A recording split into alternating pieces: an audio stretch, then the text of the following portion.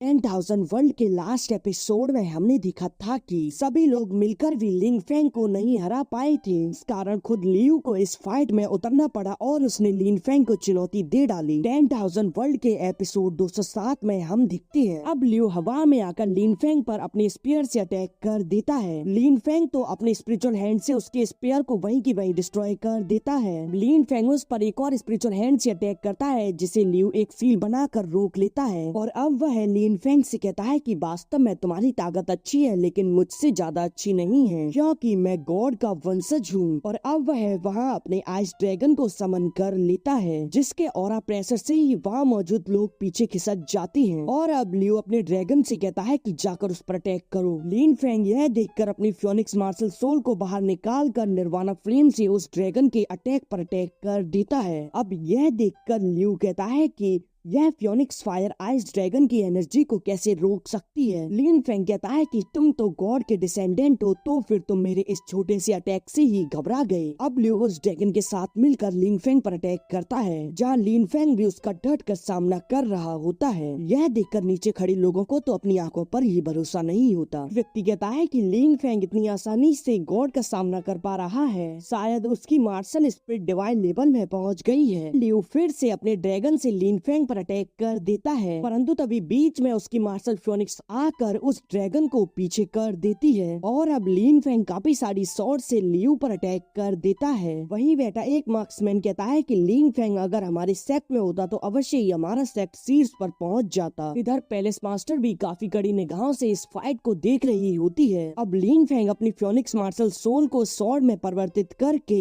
उस ड्रैगन पर अटैक कर देता है जिससे कि वह ड्रैगन वही नष्ट हो जाता है। लियो हार नहीं मानता और अब फिर से लिन फेंग से फाइट करने लगता है। जहाँ उन दोनों के बीच फाइट होती है तभी लिन फेंग लियू पर काफी सारी शॉट से अटैक कर देता है। लियू सील बनाकर उन्हें रोकने की कोशिश करता है परंतु वह इसमें विफल रहता है और अब एक ही अटैक में उसकी वह सील टूट जाती है। लियू गुस्सा होते हुए कहता है कि नहीं, मैं ऐसे बिल्कुल भी नहीं हार सकता, अब मैं दिखाऊंगा कि रियल ड्रैगन की पावर क्या होती है। और फिर वह अपनी एक्सट्रीमली आइस पावर को एक्टिवेट कर देता है। यह देखकर वहाँ खड़ा व्यक्ति कहता है कि यह लोअर वर्ल्ड का मोर्टल व्यक्ति गॉड के डिसेंडेंट को कम्पिटिट कर रहा है, शायद वह अपने आप को कुछ ज्यादा ही शक्तिशाली समझ रहा है। इधर वह ड्रैगन अपनी फुल पावर से लिन फेंग पर अटैक कर देता है। लिन फेंग उसके अटैक से बचता है। वह वहाँ बचने के लिए अपने बेल ट्रेजर का इस्तेमाल करता है परंतु वह उसके सामने नहीं टिक पाता और एक ही अटैक में लिन फेंग नीचे आ जाता है। अब लियो अपने ड्रैगन की एक्सट्रीमली आइस पावर का उपयोग करते हुए उस जगह को जमाने लगता है जिसकी वजह से लिन फेंग की बॉडी जम जाती है। यह देखकर सिनर काफी ज्यादा परेशान होती है परंतु उसकी दोस्त उसे रोकते हुए कहती है कि तुम्हें धैर्य रखना होगा। लिन फेंग वहाँ मौजूद उस पावर को एब्जॉर्ब करके फिर से फ्री हो जाता है और अब वह वहाँ एक ड्रैगन को अपेयर कर लेता है और यह और कोई नहीं वही रेड ड्रैगन होता है जिसे मारकर लिन फेंग ने गॉड्स के ग्रेवयार्ड में दफन किया था। और लिन फेंग एक ही अटैक में अब उस दूसरे ड्रैगन को हरा देता है। यह देखकर लियू हैरान होता है तभी वह ड्रैगन एक और अटैक लियू पर कर देता है जिससे कि लियू नीचे जाकर गिरता है। अब लियू कहता है कि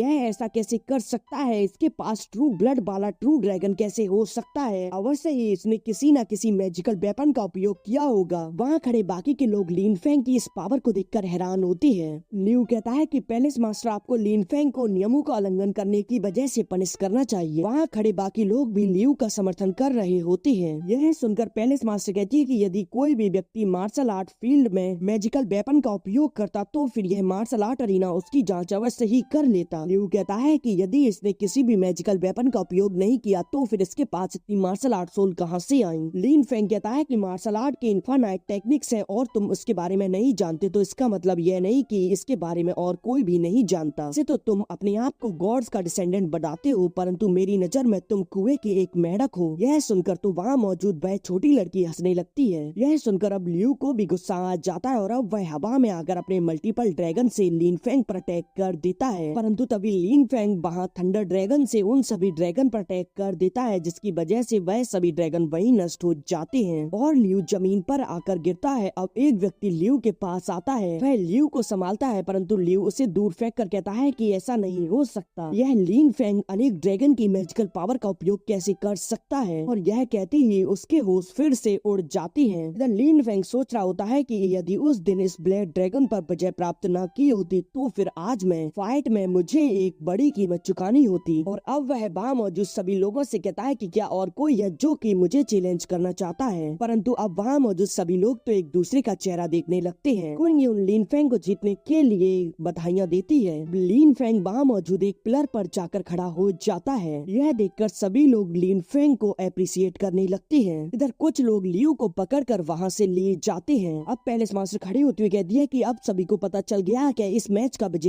कौन है, और अब वह लिन फेंग को ट्रेजर दे देती है। लिन फेंग उन ट्रेजर्स को अपने पास रख लेता है। अब पैलेस मास्टर लिन फेंग को एक टोकन देते हुए कहती है कि लिन फेंग, अब से तुम गॉड रियल्म के स्टार हॉल में शामिल होने की योग्यता रखते हो। वहाँ बैठा एक मार्क्समैन कहता है कि हर कोई गॉड रियल्म के स्टार हॉल में शामिल होना चाहता है। तभी लिन फेंग पैलेस मास्टर से कहता है कि मुझे क्षमा करें, मैं अभी कुछ समय के लिए गॉड रियल्म में नहीं जा रहा। यह सुनकर वहाँ मौजूद लोग आपस में सोच में पड़ जाते हैं और इसी के साथ यह एपिसोड यहीं एंड हो जाता है।